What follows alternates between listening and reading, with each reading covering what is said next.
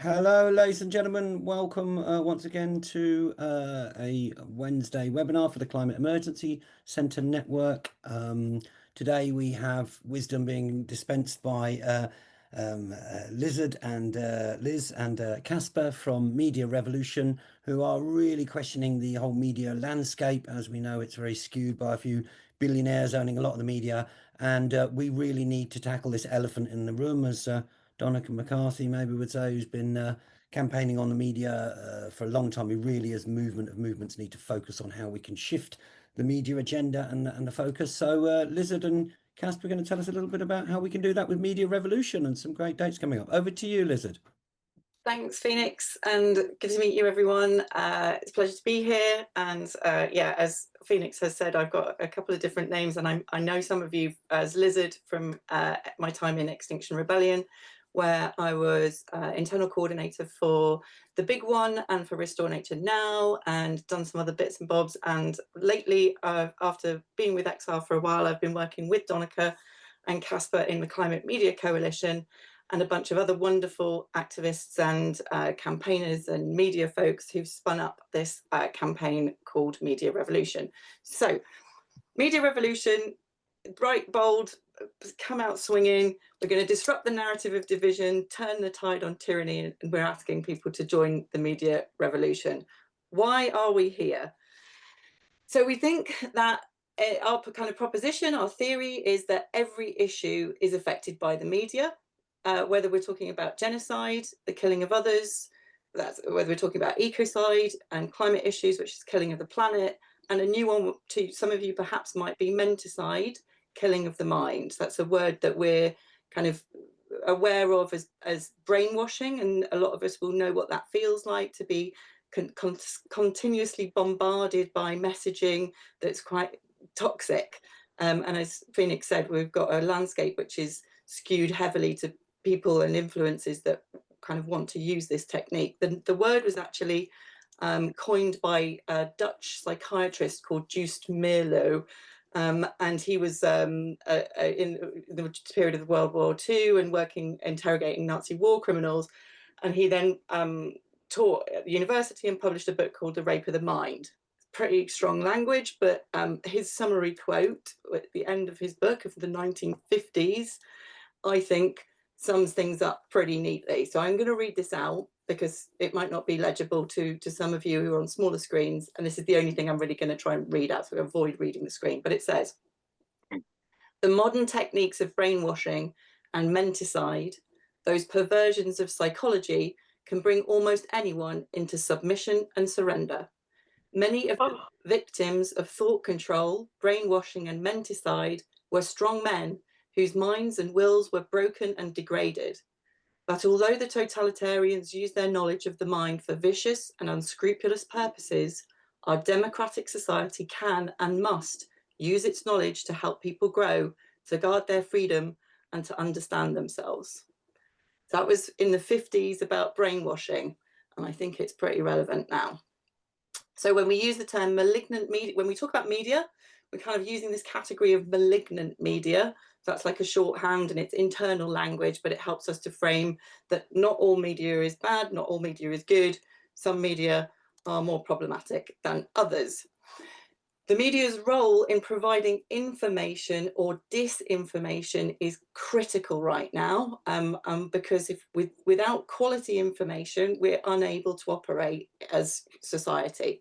It's actually enshrined in Article 19 of Human Rights. Our survival and our democracy depend on access to good information, and our media are like a kind of filter for that information. And at the moment, we've got billionaire algorithms filtering that information, human algorithms of billionaires and the machine, if you like. So we talk a little bit about, the collapse that's coming. We've got systems, society, environment. Are we here to prevent that, delay it, prepare for it, or be what comes after it? It's all of those things. When we talk about a media revolution, we're talking about being aware of collapse. We're talking about all of these things to be, as much as we can, helping people access the information that might help prevent some of the worst from coming, delay it, prepare for it, and be prepared for the afterworld. which we hope will be beautiful and glorious and full of truth. Okay, so moving on into something a little bit, we get lighter, don't worry. It starts dark, it gets better. That's the key part of the revolution. Should have started with that. All right, what's the problem? Let's get clear. These are the two types of media that we're talking about. We've got malignant. And why it's malignant is because it's silencing dissent, it's not well regulated, it's kind of full of unchecked AI, climate denial, you name it, it's bad. And then what we're proposing is that there's an alternative and a newer, better version, which we're calling movement media. Again, that's internal, but we're talking about independent, grassroots. We're talking about the voices that are silenced, but we're talking about science-based, data and privacy minded, well regulated. So this is helping us to frame what the landscape is by looking deeper at the kind of core components of what makes up the differences in media. So it's whether it's ownership, or regulation, type of media, etc., etc. So malignant media mistreat social and climate issues such as genocide, ecocide, and inequality, but many responses to these issues exist: regulation, replacement, and alternative platforms, but they're not coordinated. And responses to the problem tend to fly under the radar, and they're often seen as opposing. I'll get into that a little. It'll make more sense in a second. So don't worry if it doesn't make sense yet. Keep an open mind. What do we mean when we talk about responses? So instead of thinking about solutions, I'm going to solve this problem, and I've got one solution that's going to fix it. We're thinking there's lots of ways to tackle the issues, and there are lots of responses. One of the top responses to a problematic media is to regulate. So this is a little list of people who are working hard in the regulation space. There are many more. This is just our kind of starter, and this is like UK based. But you've got Impress, they're a great independent regulator. Ofcom, not so great. But there's lots of regulators, right? So we can get into regulation as a response to the problem to media. We can also look at replacing the media.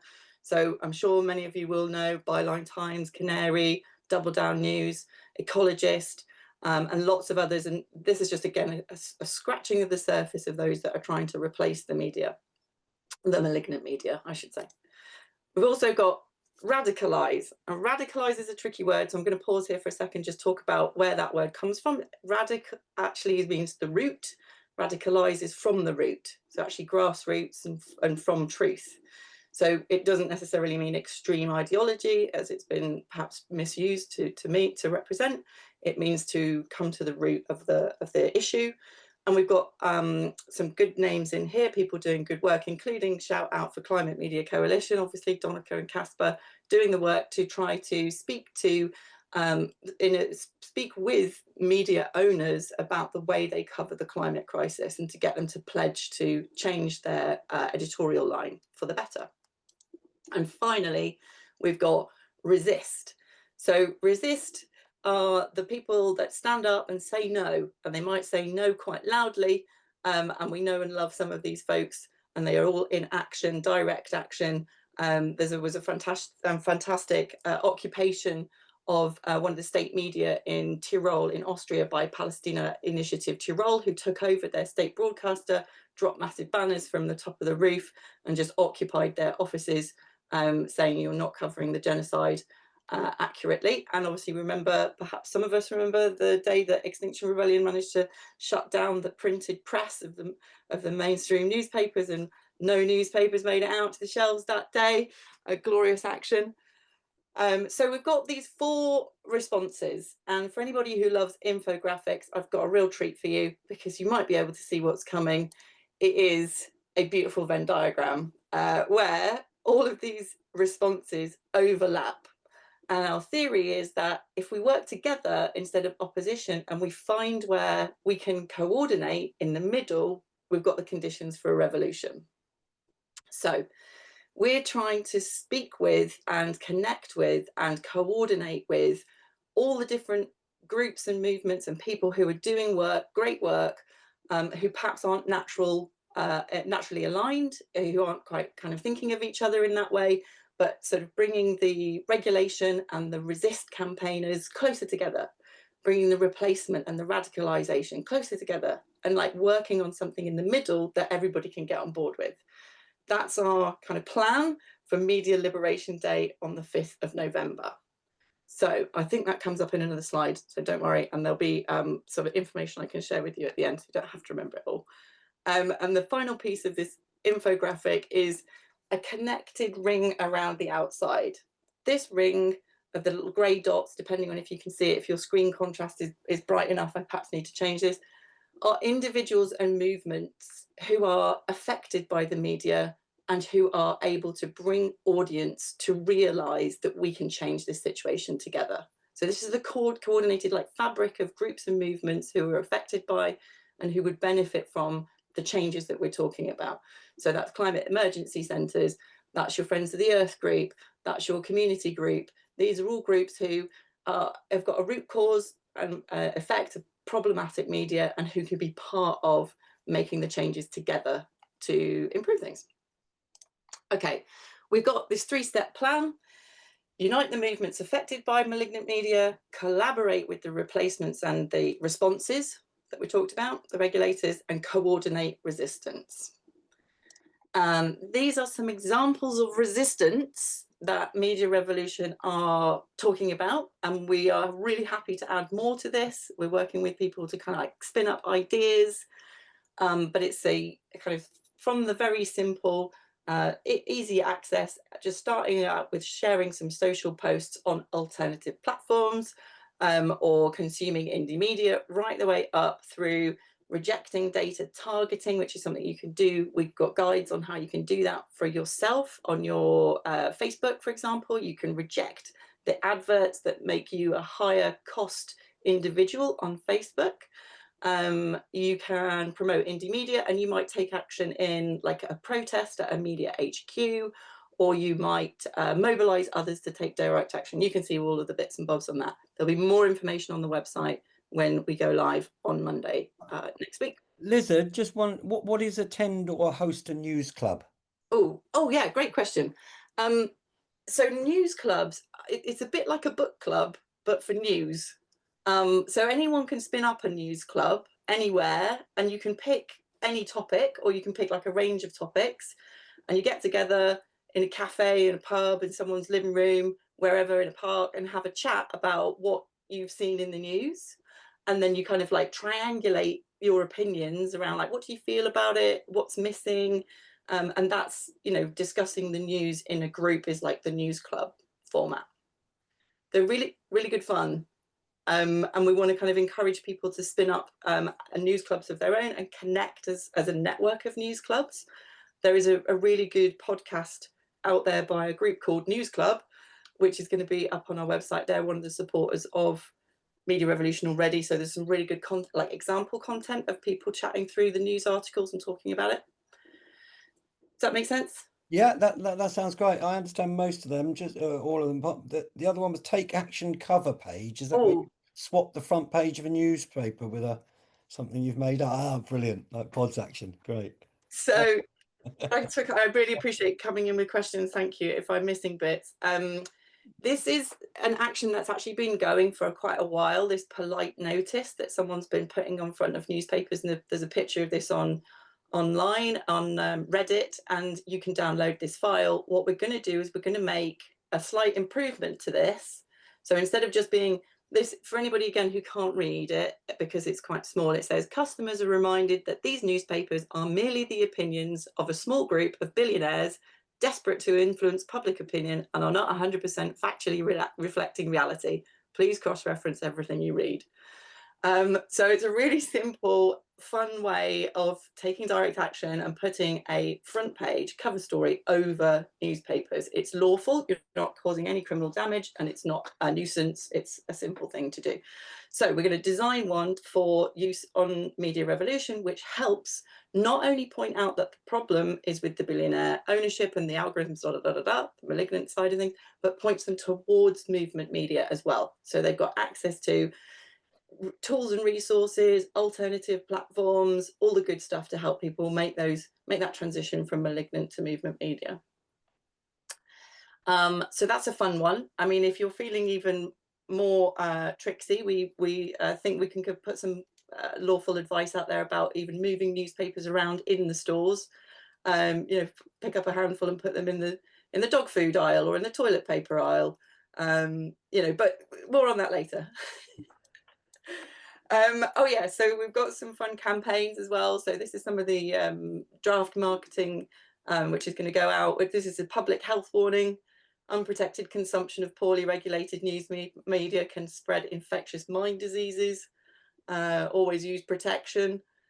Catch it, bin it, replace it.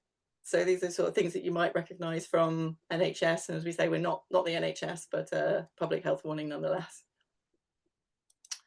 Okay, so yeah, global media boycotts will be coordinating as a group of people ready to get off a platform for an hour, a day, a week, a month, a year, forever.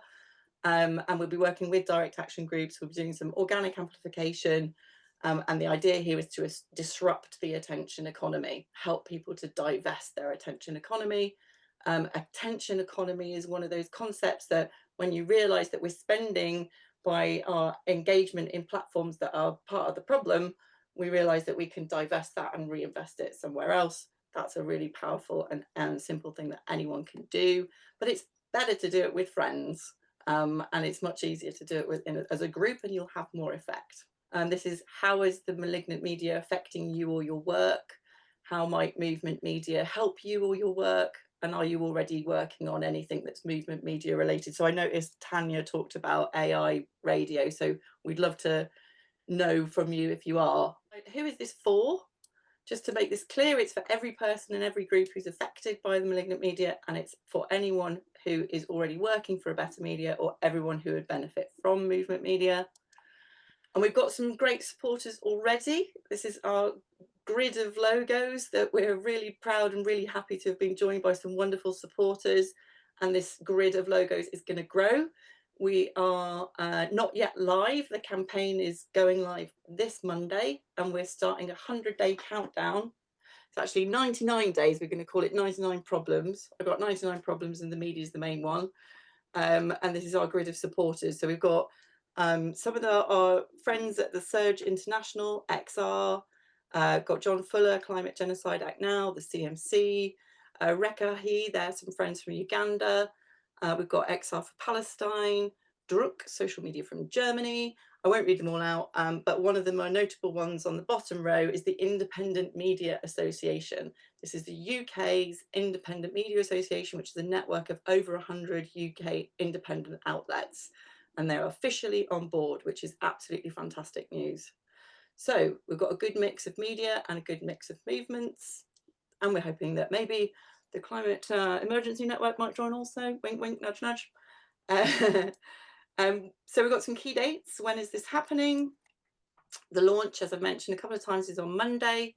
Then we've got World News Day on the 28th of September. That's an existing global news day. We're already linked in with them, which is fantastic. They're excited about us. We're excited about them. Then we've got Media Literacy Week in October, and then our key date, Media Liberation Day, the 5th of November. So remember, 5th of November, Media Liberation Day. It's a new rhyme. I'm hoping you'll catch on. This bit is for anybody who's interested in how to get involved. We've got the launch day. We've got an action happening, which is like a montage video of people holding up placards. When you can see my screen again, I'll demonstrate what the placard thing is about. Everybody can get involved in that if they would like to. It's a really fun, simple way of getting stuck in. And we've also got the usual sort of volunteer roles that, of course, everybody would be very, very welcome to help out with. We do understand everyone's very stretched, but we've got action planning, outreaching, fundraising, admin, you name it. There's something for everyone who would like to get involved if they're up for it. We've got a Signal group. I'll put the link in the chat. Everybody's very welcome to join that. We've got the option to register for emails or become a volunteer. And the same for organisations. We've got a special Signal group for that. And we've obviously got a donations page, which is set up on Open Collective. So we're very happy if you've got a few quid to spare towards the campaign, that'd be great. And that, I think, is that. That QR code brings you to the website, and that brings us to the end of the slides. Absolutely brilliant, Liz. Thank you very much for that journey overview of the media revolution. There's a lot of hard work been going on in the background there. This is really, really, really, really important work, folks. It's, so much of our world is manipulated, shall we say, or skewed by the billionaire media, and we really need to do this work. I know Donica McCarthy's been campaigning on this for a long time, and I'm really glad to see there's John Fuller and others and Casper. I'm glad to see there's a big movement of movements getting behind things. The way we view the world and the way we view the world is, through this lens of the media. And we have to change this, because it's skewing elections. It's the what's going on for the climate, the environment, for social issues, for all sorts. We need the media is based on bad stories, bad news travels. We need some hope. We need some stories of people working on good projects and things that are actually happening. And steps. Last thought, really, there is.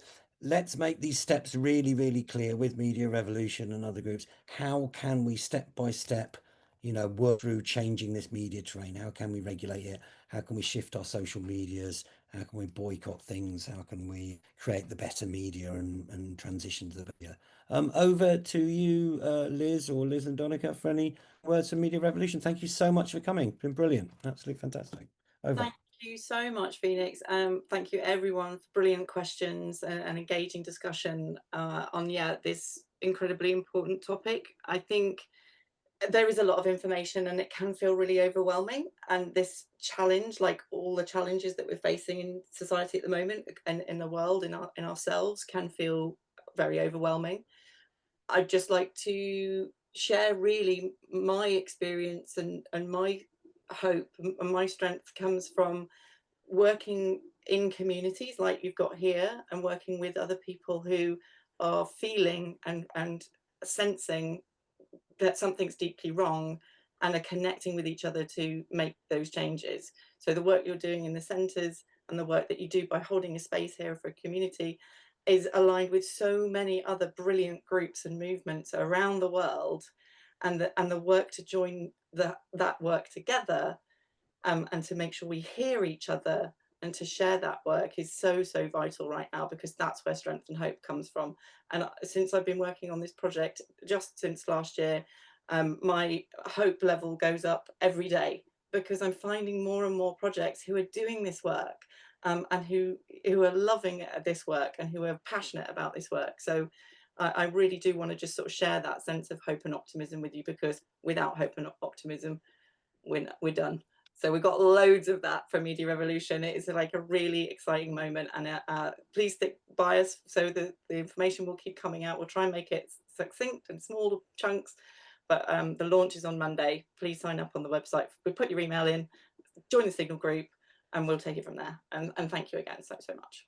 Thank you to Liz for a very professional, inspiring contribution, and for the work she's doing on taking this out to a wider coalition. The coalition is amazing and it's important. And as I say, just one last point: it's we cannot have a fair, clean, green future if all of our media is dominated by the 0.001%. The 99.99% has the power collectively to take this on and win.